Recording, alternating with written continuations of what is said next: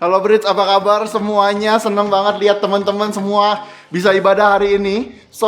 Sebelum kita mulai ibadah, mumpung masih awal-awal, boleh gak teman-teman hubungin lagi semua orang yang hari ini kalian bisa invite ke ibadah. Boleh hubungin teman, saudara, mungkin bisa ajakin papa, mama, atau siapapun di keluarga kalian. Pastiin jangan sampai kelewat, karena hari ini akan ada firman yang bagus banget, oke? Sepanjang ibadah pastikan excited. Nanti waktu lagi praise and worship pastikan kita nyanyi bareng-bareng, karena gue percaya bahwa presence of God, bahwa hadirat Tuhan ada di mana-mana. Tapi sebelumnya kita mau baca satu ayat dari Kolose 3 ayat 12 dibilang ini. Karena itu sebagai orang-orang pilihan Allah yang dikuduskan dan dikasihinya, kenakanlah belas kasihan, kemurahan, kerendahan hati, kelemah lembutan, dan kesabaran. Hari ini pastikan kita punya kelembutan hati untuk menerima firman Tuhan yang akan dibagikan, oke? Kita berdoa dulu hari ini. Kami mengucap syukur buat hari ini. Kami percaya akan ada ibadah yang luar biasa, akan ada hadirat Tuhan yang memulihkan, akan ada hadirat Tuhan yang menguatkan kami kembali. Thank you Lord, memberkati ibadah selama 1 jam ke depan. Biar ini jadi ibadah yang sangat menggembirakan. Thank you Lord, in Jesus name we pray. Amen. Oke, enjoy the service.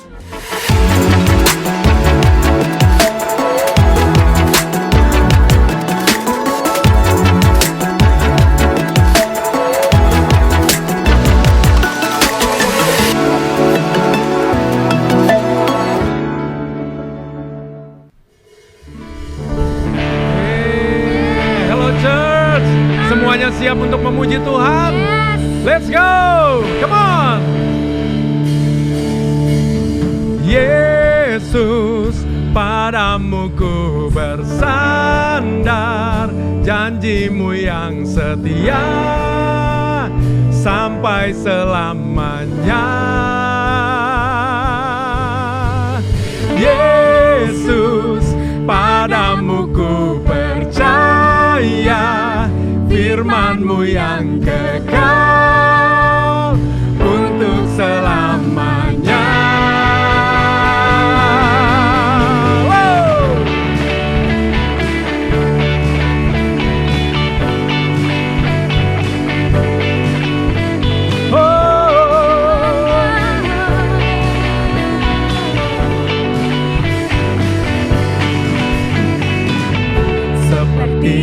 Mentari pagi, langkahku kau terangi, selalu sertai. Janjimu ya dan amin, terbukti kau genapi, teguhkan setiap hati. Come on. Yesus, padamu ku bersandar, janjimu yang setia sampai selamanya.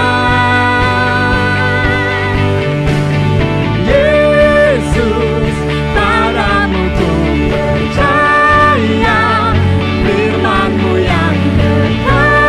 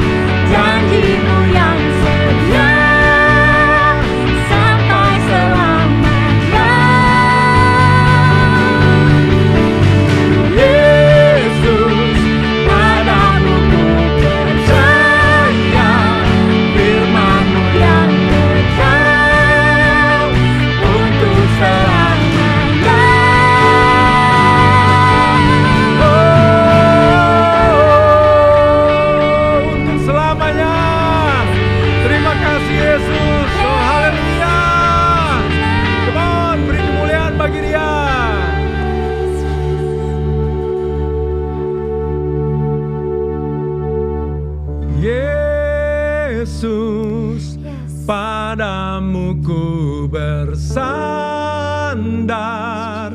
janjimu yang setia sampai selamanya.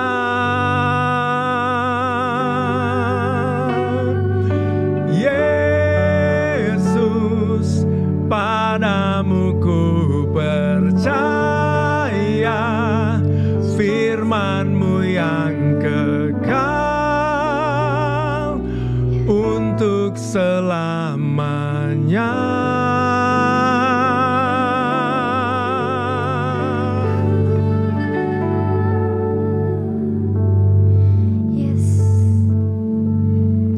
Ya Tuhan, Engkau adalah kekuatan kami, Engkau penolong kami, dan hanya kepadamu aja kami bersandar, dan hanya padamu kami percaya, sebab kepada siapa lagi selain kepadamu. Yes Tuhan. Jesus.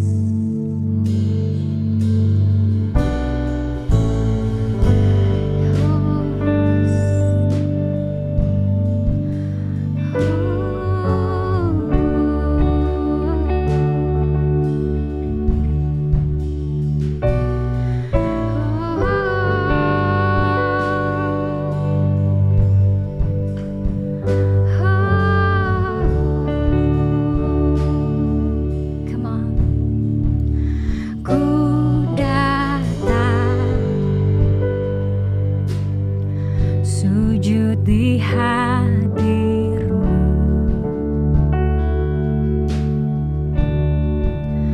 hatiku hancur dan berseru.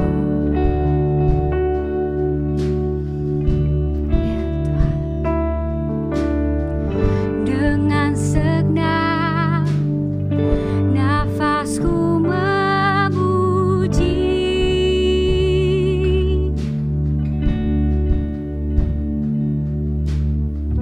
walau musuh datangnya bertubi,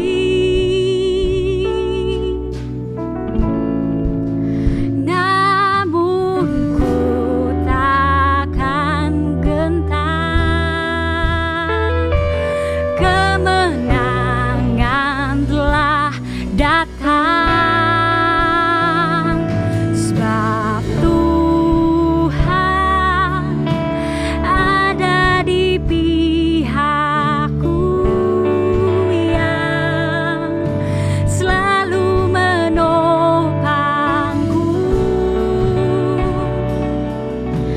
Kepadamu ku berharap,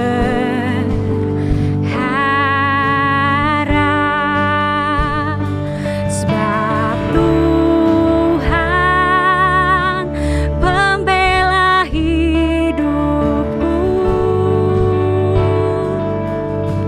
tempatku berlindung. Kepadamu ku percaya.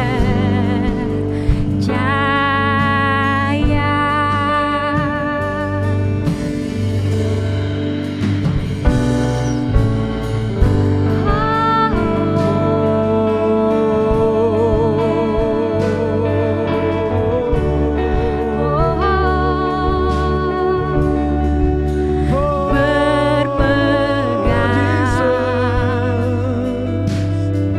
kepada janji-Mu.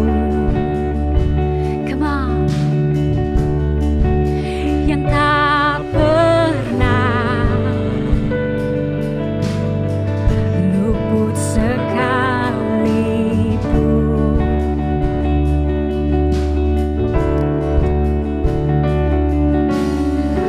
Ku melangkah dalam tuntunan-Mu,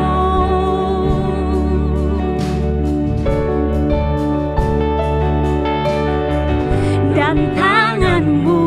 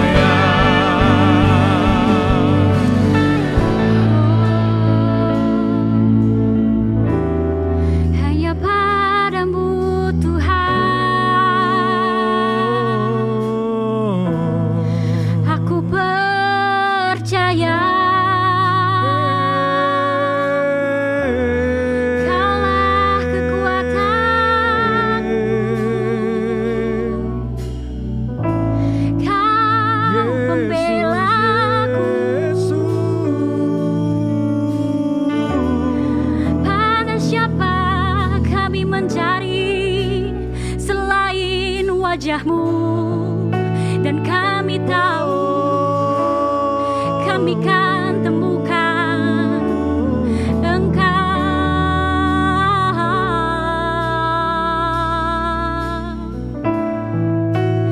Dan kami memanggil nama-Mu yang kudus, Yesus. Oh Yesus,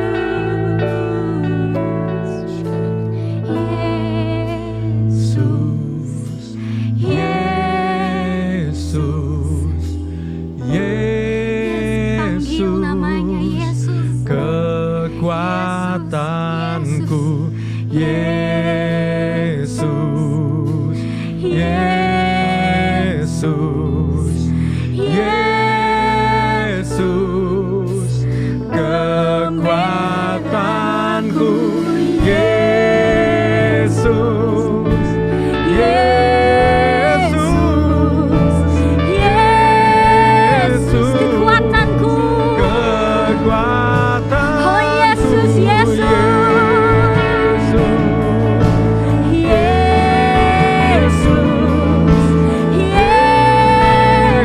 Kau pembelaku Tuhan. Yesus, Yesus,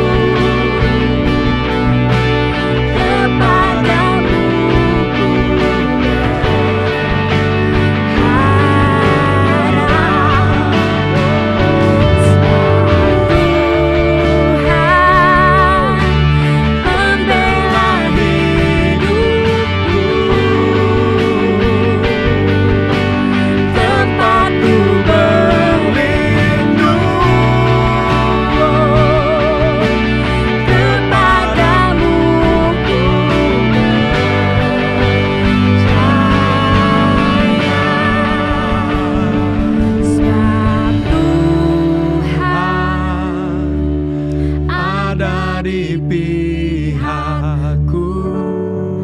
Mari jemaat Tuhan Selalu menopangku dan percaya Dia yang menopang kehidupan setiap kita.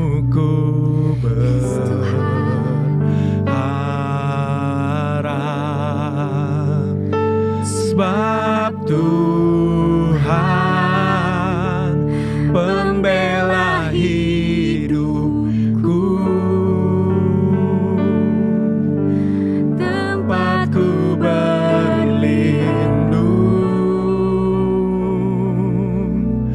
kepadamu ku percaya.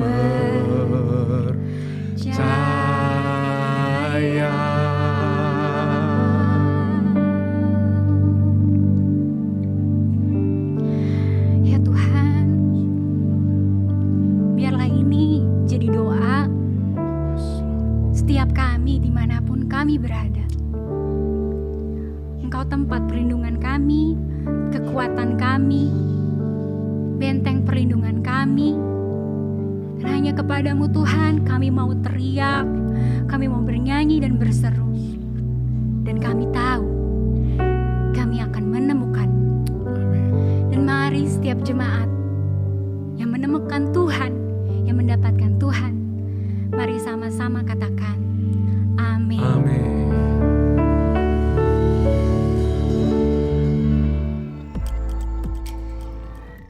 Halo The Bridge, gimana? Terberkati banget kan sama praise and worship tadi? Nah, sama dong. Yuk kita apresiasi teman-teman kita yang sudah melayani kita hari ini dengan shoutout di kolom chat. Thank you volunteers.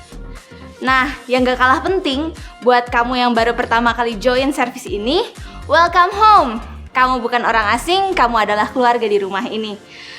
So, aku invite teman-teman semua setelah service ini untuk masuk ke websitenya kita di ecchurch.online dan klik Newcomer Lounge karena kita pengen banget nih kenalan sama kamu lebih lanjut. Oke, hari ini aku punya pengumuman, yaitu ada Parents Connect di hari Minggu tanggal 5 September jam 4 sore on Zoom ya. Pendaftaran bisa diakses di ecchurch.online. And now it's offering time. Tapi sebelum kita memberi, yuk kita sama-sama sekali lagi belajar dari firman Tuhan tentang memberi. Ayatnya dari 2 Korintus 8 ayat yang kedua. Selagi dicobai dengan berat dan berbagai penderitaan, sukacita mereka meluap dan meskipun mereka sangat miskin, namun mereka kaya dalam kemurahan.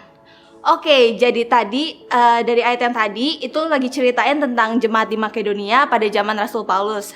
Hari itu jemaat di Makedonia lagi ngalamin kesulitan berat banget dan cobaan yang berat, dan mereka tuh bahkan hidup dalam kemiskinan. Tapi mereka tuh karena punya kemurahan hati, jadi mereka tetap memberi persembahan, bahkan yang digunakan untuk bantu jemaat lain di Yerusalem. Dan mereka itu masih bersukacita dalam keadaan itu. Kalau dipikir-pikir mirip banget ya sama keadaan kita hari-hari ini. Semenjak pandemi, perekonomian di negara kita tuh kena dampak banget. Dan pasti setiap kita juga ngalamin hal itu. Tapi hari ini aku mau ajak teman-teman untuk sama-sama punya sikap hati sama kayak jemaat di Makedonia. Even keadaan kita gak baik, tapi karena kita punya karakter itu tuh, kemurahan hati, maka kita akan tetap memberi. Hari-hari ini pun aku tetap men-challenge diri aku sendiri untuk tetap mengembalikan perpuluhan, memberi persembahan, dan bahkan memberi di luar itu. Semua itu challenging banget, tapi aku percaya ini tuh worth it banget, baik untuk diri kamu dan bahkan untuk banyak orang. So The Bridge, yuk kita tetap memberi meskipun hari ini keadaan kamu ini dan itu. Oke, dan terakhir aku punya salah satu quotes dari film favorit aku, yaitu Mulan. The flower that bloom in adversity is the most rare and beautiful of all. Nah, sama kayak kita memberi dalam kesulitan. Ibarat bunga yang mekar dalam kesulitan, tapi bunga itulah yang paling langka dan paling terindah. Oke, so The Bridge, kalian siap untuk memberi? But before that, let's pray. Yes Tuhan, thank you banget atas berkat yang udah Tuhan percayakan lewat hidup kami. Tuhan, kami mau memberi walaupun apapun keadaannya kami, tapi kami mau memberi dengan sukacita Tuhan, karena kami percaya Tuhan sudah memelihara hidup kami. Terima kasih Tuhan atas segala berkat-Mu dan nama-Mu kami bersyukur, haleluya, amin. Oke, untuk rekening perpuluhan dan persembahan bisa langsung ditransfer aja melalui rekening yang sudah tertera di layar teman-teman semua. Dan untuk pembayaran melalui OVO, GoPay, dan Dana bisa langsung scan QR code-nya ya. Oke, pasti udah siap untuk yang satu ini kan? Pastinya bakal ada message yang luar biasa dari orang yang luar biasa juga dong. Tapi sebelumnya, make sure untuk turn off your notification dan siapin catatan kalian ya. So, please welcome Bang Johnson Bernard Silaban. Life can be unpredictable, full of change, some good, some not so good, and some complicated. But one thing is constant. One thing never changes.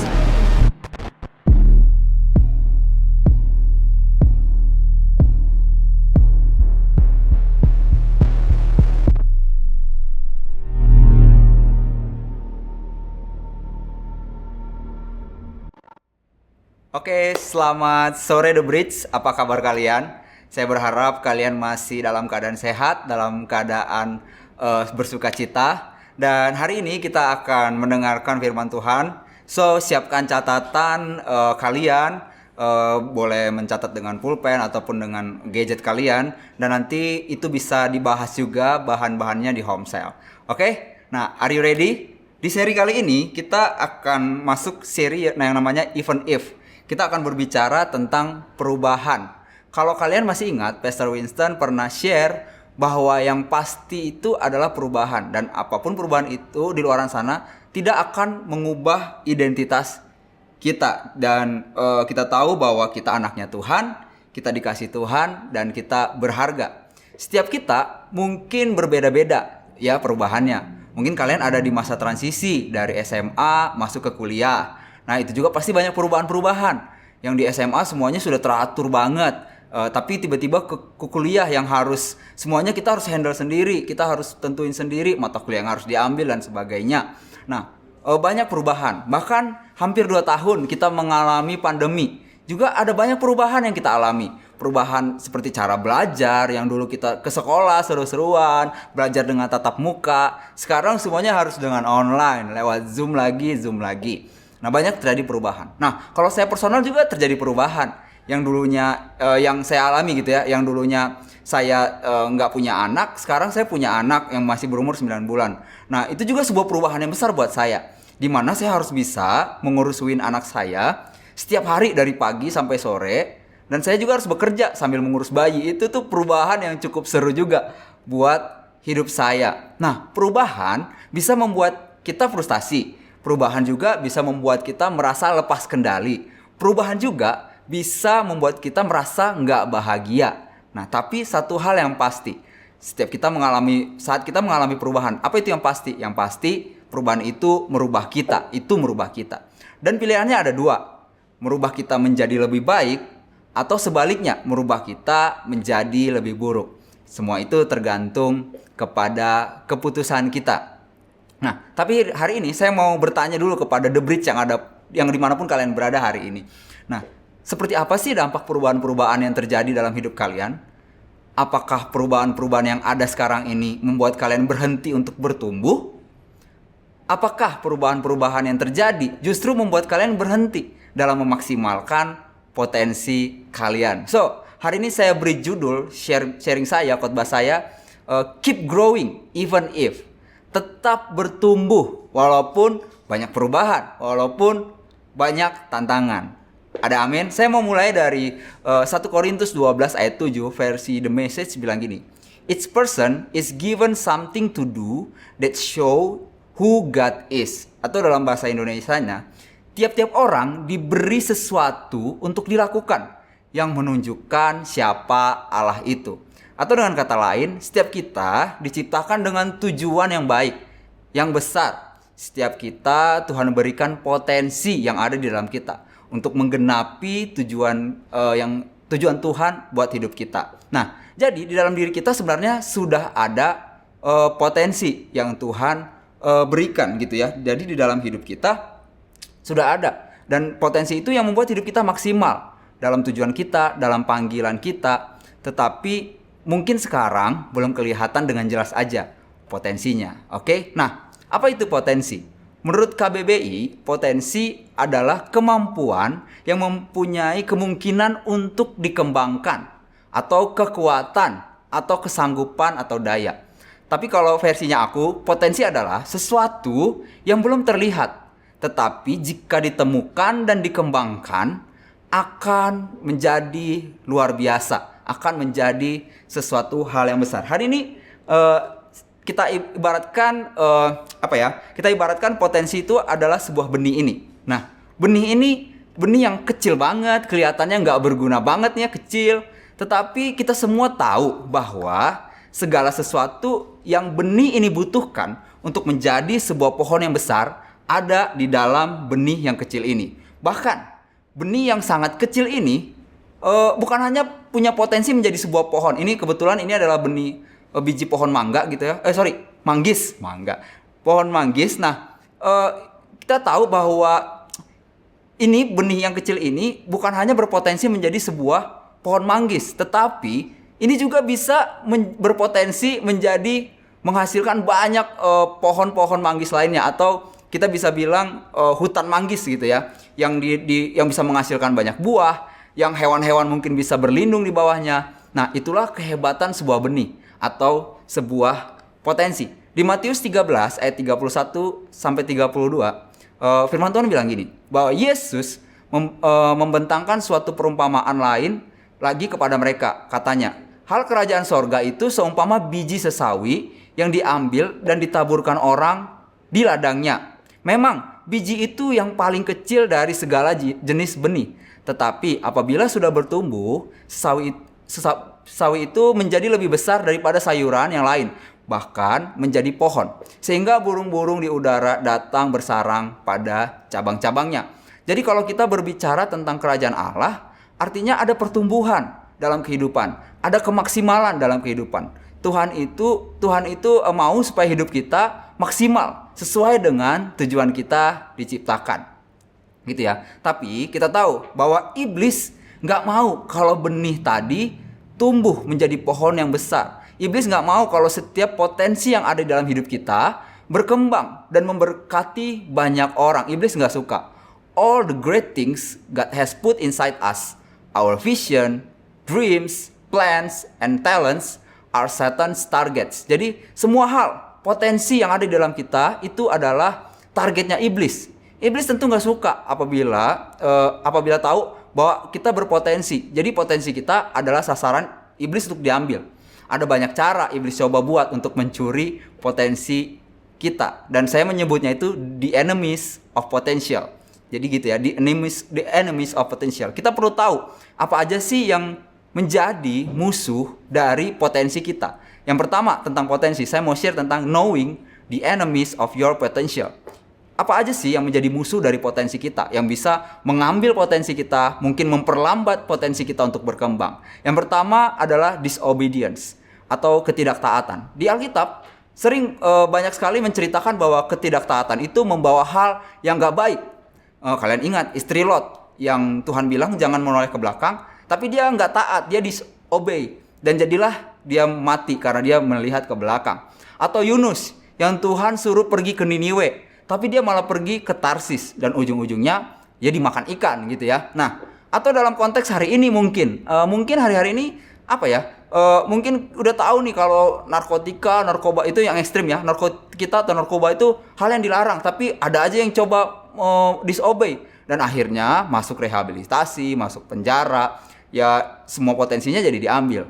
Saya mau bilang gini bahwa we cannot persist in disobedience and maximize our potential.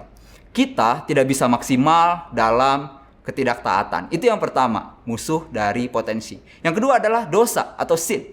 Walaupun dosa dan ketidaktaatan itu mirip-mirip, tapi dosa ini adalah suatu hal yang lebih mendasar. Ini adalah sebuah pemberontakan yang terang-terangan terhadap keinginan Tuhan. Saya mau testimoni tentang dosa. Dulu waktu saya kecil sebenarnya saya punya potensi akademik yang lumayan baik. Saya ingat mulai dari SD sampai SMP, saya itu selalu ada di rank 3 besar. Nah, saya punya potensi di bidang akademik. Tetapi saya ingat kelas 3 SMP, seorang teman baik saya, dia datang dan kasih saya sebuah gambar porno. Dan dia ajak saya ke warnet waktu itu. Nah, disitulah mulai saya mengenal video porno, gambar porno, dan sebagainya. Dan itulah saya mulai jatuh bangun dalam dosa pornografi dan masturbasi. Saya ingat berpuluh-puluh tahun saya struggle dalam dosa ini. Dan dampaknya apa? Nilai-nilai saya mulai menurun. Karena gini, dosa itu selalu meminta diprioritaskan. Dan salah satu sifat dosa itu adalah sekarang. Jadi kalau dosa minta sekarang kita harus nonton porno, biasanya kita harus nonton sekarang juga. Gak peduli besok mau ada ujian, besok mau ada ulangan.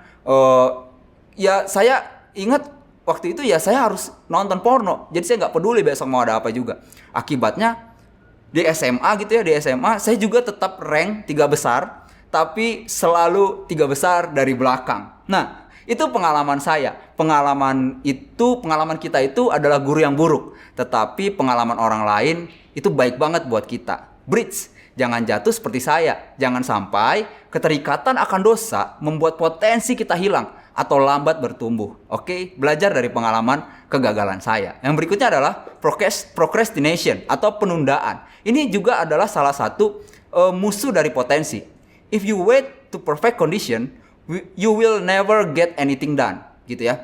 Kalau kita menunggu waktu yang terbaik, kita tidak akan bisa menyelesaikan sesuatu di dalam hidup kita. Kita nggak bisa menunggu waktu yang sempurna untuk melakukan sesuatu yang baik. Kita tidak akan pernah memulainya. Nah, procrastination it's away at the very core of our time and motivation.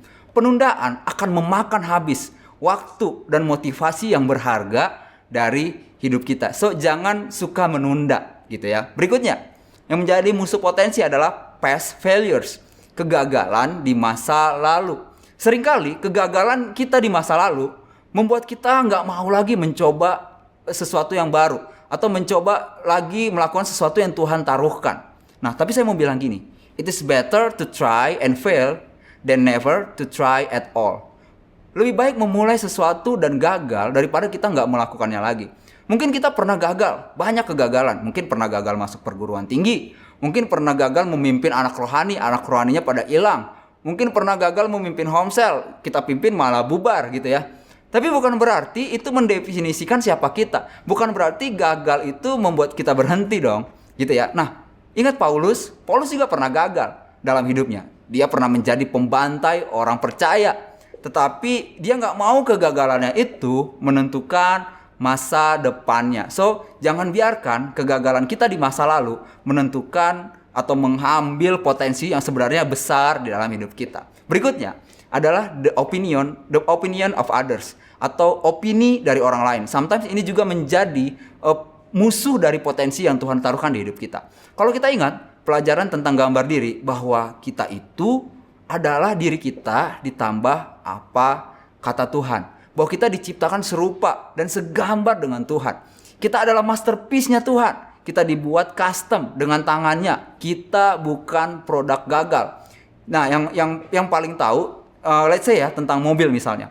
Tentu yang paling tahu batas kecepatan maksimal sebuah mobil adalah pabrik pembuatnya. Bukan opini dari orang lain. Kayaknya mobil ini kecepatannya segini. Itu bukan opini. Tapi pabrik pembuatnya udah menentukan batas maksimalnya. Yang paling tahu tentang diri kita, potensi kita, maksimalnya kita, ya siapa pembuat kita? Ya Tuhan. Tuhan yang paling tahu. Tuhan yang paling mengerti kita mau jadi apa, kita seperti apa diciptakan. Saya mau bilang gini, don't be a pigeon if God created you as an eagle. Jangan menjadi seorang burung perkutut gitu ya. Kalau Tuhan membuat kita menjadi seekor burung Raja Wali, teruslah belajar untuk terbang lebih tinggi, menembus badai, mencari tebing yang tertinggi. Jangan sampai karena opini orang membuat kita kamu tuh bagusnya jadi burung perkutut gitu ya, burung merpati. Terbangnya dekat-dekat aja. Terus kita mengikuti dia, mengikuti opini orang itu, dan ini analogi ya. Dan jadilah kita seekor Raja Wali yang cuma cuma nongkrong di tiang listrik gitu ya, nggak banget gitu. Jadi itu perlu banget. Yang berikutnya adalah wrong environment. Adalah lingkungan yang salah. Itu juga bisa menghambat potensi kita. Di 1 Korintus 15 ayat 13 bilang gini, bad company corrupts good character. Teman-teman lingkungan yang buruk itu bisa mengambil karakter yang baik, bisa mencuri karakter yang baik. Nah, many dreams die because they are shared with the wrong people. Banyak mimpi, banyak potensi yang bisa mati kalau kita share ke orang yang salah. Yusuf punya mimpi yang besar, tetapi dia share mimpinya kepada orang yang salah, yaitu kakak-kakaknya. Akhirnya dia malah dibenci, dia malah dijual, bahkan mereka membuangnya gitu ya. Dan itu juga pelajaran buat kita. Maka bijaklah memilih lingkungan yang baik untuk potensi kita bisa berkembang. Mari menjadi selektif dalam memilih di mana kita berada komunitas kita. Join home cell, terlibat dalam pembapaan. Pilih lingkungan pertemanan yang baik, karena buat saya lebih baik saya nggak kelihatan gaul gitu ya, harus nongkrong dengan orang-orang gaul, tapi itu mengambil potensi saya gitu ya. Dan berikutnya adalah comparison atau perbandingan. Ini juga musuh potensi. Saat kita membandingkan diri kita dengan orang lain, potensi kita dengan orang lain, keterampilan kita dengan orang lain, saat kita memperbandingkan itu atau kemampuan kita dengan orang lain, sebenarnya kita sedang kehilangan kesempatan untuk menjadi maksimal seperti yang Tuhan mau. Tuhan membuat kita spesifik, personality kita spesifik, keterampilan kita spesifik, kemampuan kita. Untuk apa Tuhan buat itu spesifik? Simple, untuk kemaksimalan kita. Jadi berhentilah menjadi seperti orang lain yang kadang itu membuat kita jadi nggak suka cita, nggak damai sejahtera, gitu ya. Dan yang terakhir, ini yang menjadi musuh dari potensi, yaitu society's pressure atau tekanan dari sosial kita, lingkungan kita. Hari-hari ini tanpa sadar sebenarnya masyarakat, lingkungan, media sosial itu memberikan standar dan ekspektasi seperti apa sebuah kesuksesan, gitu ya. Mungkin sebuah kesuksesan atau standar kecantikan tertentu atau standar keberhasilan tertentu dan sebagainya. Dan ini bahaya kalau kita mengambil itu mentah-mentah. Ini bisa menjadi musuh bagi potensi kita. Akibatnya apa? Kita mencoba menjadi apa yang media sosial inginkan. Mencoba memenuhi standar dari lingkungan yang buat gitu, yang lingkungan buat. Yang padahal sebenarnya kita nggak harus di situ. Kita nggak harus ada di situ. Nah, itu yang pertama, kita harus tahu hal-hal apa yang iblis coba berikan, yang itu dapat mencuri potensi kita, membuat potensi kita jadi lambat berkembangnya, gitu ya. Nah, setelah kita tahu, apa yang harus kita lakukan? Yang kedua, guard and protect your potential. Kita harus menjaga dan melindungi potensi kita tadi. Kita hanya akan melindungi, kita hanya akan menjaga sesuatu yang kita anggap penting atau berharga atau bernilai. Nah, bagaimana kita melihat potensi yang ada dalam hidup kita? Akan menentukan bagaimana kita melindungi potensi kita tersebut. Di 2 Korintus 4 ayat 17 firman Tuhan bilang begini, tetapi harta yang indah itu ada pada diri kami, yang adalah bejana tanah liat, supaya nyata bahwa kekuatan yang tidak ada bandingannya itu berasal dari Allah dan bukan dari kami. Jadi saat kita melihat potensi kita, saat kita melihat benih tadi, potensi yang ada di dalam hidup kita, mari melihat itu menjadi sesuatu yang berharga, gitu ya. Mari lihat itu menjadi sesuatu yang penting. Kalau kita melihat benih ini adalah hal yang penting, kita akan menjaganya. Kita akan menjaganya daripada dari saat iblis mau ambil, saat sesuatu mau ambil daripada kita. Nah, tadi sebelumnya kita udah sama-sama belajar tentang musuh potensi. So, bagaimana kita melindungi potensi kita? Kita perlu memilih menghindar atau pergi dari musuh-musuh tadi. Kita perlu lari dari dosa. Kita perlu menjadi taat sama Tuhan dan otoritas. Jangan suka menunda-nunda. Tetap tinggal dan berkomitmen di lingkungan yang tepat. Tidak membandingkan diri. Berhati-hati sama opini orang. Jangan biarkan tekanan sosial merubah hidup kita. Itu yang kedua. Kita perlu protect, melindungi potensi yang udah Tuhan berikan di hidup kita. Nah, setelah itu apalagi yang perlu kita buat dalam hal potensi? Cultivate and feed your potential. Kolose 3:23 ini ayat yang sering banget kita dengar. Lakukanlah segala kerja dengan sebulat hatimu untuk Tuhan, bukan untuk manusia. Hari ini, di mana kita berada, apapun yang sedang kita kerjakan hari-hari ini gitu ya, dimanapun tempatnya, dan itu adalah suatu tempat yang memang pas, tempat yang terbaik untuk kita bisa terus mengembangkan potensi kita. Makanya kita perlu melakukan segala sesuatunya, pekerjaan kita, sekolah kita, apapun itu dengan sungguh-sungguh. Mari terus kembangkan potensimu. Waktu saya kuliah di SOT, seorang dosen saya selalu bilang begini, untuk menjadi mahir itu, untuk potensi kita keluar itu, caranya adalah apa? Praktis. Itu terus sering banget saya dengar. Praktis. Untuk potensi kita bisa berkembang, praktis. Pada tahun 1888, seorang anak kecil berumur 12 tahun sedang berjalan di pinggir jalan dengan sebuah selo. Selo itu alat itu ya, kayak bass tapi yang klasik gitu ya. Selo di tangannya. Nama anak kecil itu adalah Pablo Casals. Nah, ketertarikannya pada musik pada usia dini bahkan menginspirasi gurunya, dan terbukti dia menjadi salah satu pemain selo terbesar di dunia. Kalau kalian suka musik klasik pasti tahu orang ini. Kalau enggak kalian bisa googling gitu ya. Nah, selama bertahun-tahun pekerjaan, prestasi dan pencapaiannya telah menjadi kesaksian kebesaran yang layak menerima 25 emulasi gitu ya. Jutaan orang telah menikmati pertunjukan langsungnya. Sejarah akan selalu memegang tempat untuk pekerjaannya yang tidak terlukiskan. Namun, setelah pencapaian yang luar biasa itu,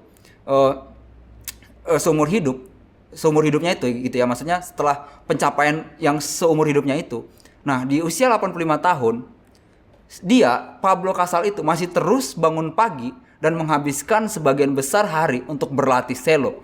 Nah, wow, umur 85 tahun tapi masih terus berjam-jam latihan, praktis gitu ya. Nah, ketika ditanya dalam sebuah wawancara, wawancaranya nanya, kenapa dia melanjutkan berlatih 5 jam sehari? Casal menjawab, karena saya pikir saya bisa mendapatkan yang lebih baik. Hari ini, mari terus berlatih, terus belajar, terus kembangkan diri. Kalau engkau punya bakat di musik gitu ya, terus berlatih, terus asah kemampuan musikmu. Kalau engkau kamu punya potensi di bidang olahraga, teruslah latih, teruslah asah, terus praktis. Kalau kamu tahu kamu punya potensi memimpin, teruslah berlatih, kembangkan kepemimpinanmu. Kalau kamu tahu kamu punya potensi misalnya jadi YouTuber, ya teruslah asah, latih, ulik gimana jadi YouTuber terbaik gitu ya. Mari praktis. Itu akan memaksimalkan setiap potensi kita. Dan yang terakhir, share your potential. Tentu kita jangan hanya menyimpan potensi kita hanya untuk diri kita sendiri. Kita harus membagikannya. Mari bagikan itu kepada orang lain. Artinya setiap bakat, kemampuan kita, talenta kita yang Tuhan udah kasih di hidup kita, kita juga share kepada orang lain, memberkati orang lain. Caranya bisa banyak banget ya. Mungkin kalau kita punya potensi untuk memimpin, ya jadilah pemimpin Homesel misalnya.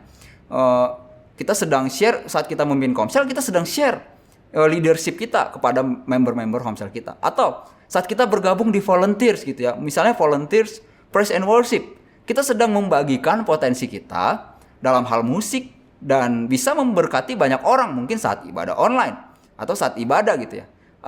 Saat kita mengajarkan mata kuliah misalnya kepada adik kelas kita, itu juga kita sedang share potensi kita ke orang lain. Saat kita membapai, contohnya juga, itu kita bisa juga sedang share potensi kita ke orang lain. Apapun lah, mungkin apapun yang kita bisa share, potensi kita jangan keep sendiri, jangan simpan sendiri, jangan buat gue sendiri, tapi share your potential. Nah, sehari ini sebagai closing, hari ini saya mau bilang begini, bahwa hari-hari ini banyak banget perubahan yang terjadi. Apalagi masa pandemi ini membuat banyak perubahan, banyak perubahan terjadi. Dan jika saya renungkan, kita jadi terbatas. Bahkan kita jadi lebih banyak sendiri mungkin. Karena WFH lah, mungkin sekolahnya juga dari rumah. Jadi kemungkinan kita untuk keluar bersama dengan teman-teman Homesel, anak rohani, bapak rohani jadi lebih kecil. Jadi kita lebih seringnya di rumah. Nah, mari renungkan ini. Apakah perubahan-perubahan yang terjadi selama ini membuat potensi kita mati? Atau kita menjadi mengabaikan setiap potensi itu? Apakah potensi yang kita punya itu di hari-hari ini masih terus bertumbuh atau berkembang? Kita bisa evaluasi. Nanti mungkin setelah pandemi ini berakhir, gila ya, 2 tahun terakhir ini saya udah ngapain aja? Saya jadi lebih baik? Potensi saya berkembang atau enggak ya? Apakah saya gini-gini aja? Atau saya malah menurun nih? Nah, kita bisa evaluasi pribadi kita. Nah, saya mau bilang gini, The Bridge, bahwa your ability is your responsibility. Your potential is your responsibility. Potensi kita yang mungkin kelihatan sekarang masih kecil banget, masih nggak terlalu bagus banget. Mari setia terus untuk mengembangkannya. Mungkin hari-hari ini benihnya masih belum terlalu kelihatan. Mari setia dengan benih potensi yang Tuhan kasih di hidup kita. Kita nggak bisa punya mentalitas seperti ini.